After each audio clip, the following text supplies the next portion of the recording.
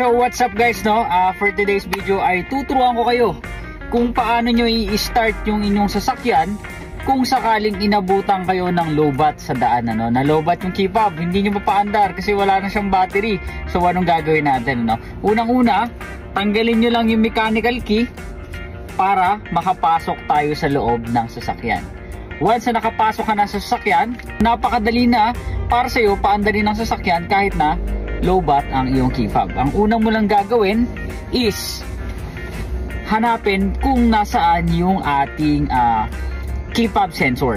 Kahit na wala ng battery yung key fob, basta na-detect siya ng ating sensor is may start mo yung kanyang engine. So try natin.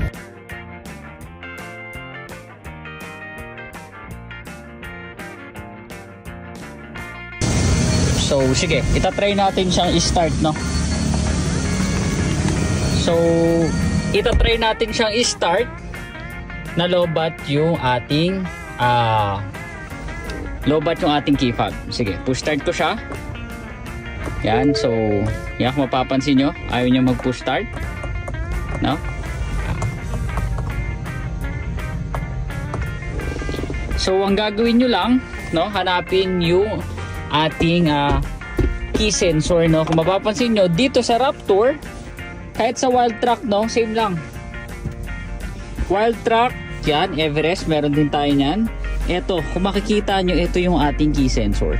Sa key sensor, yan, ipapatong lang natin yung susi dyan, may start na natin yung ating sasakyan.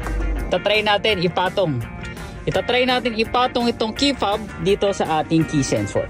Tapos i-check natin kung gagana siya. So dito, yan, nakapatong na siya. Tapos itatry na natin siyang start. Tingnan natin kung gagana siya. Start, tapos sa brake.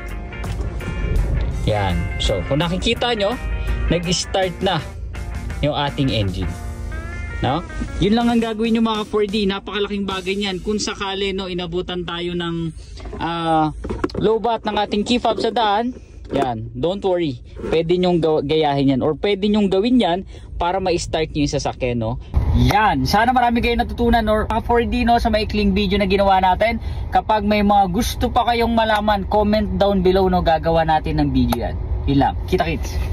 Don't forget to subscribe and like the hit button for more Ford tips.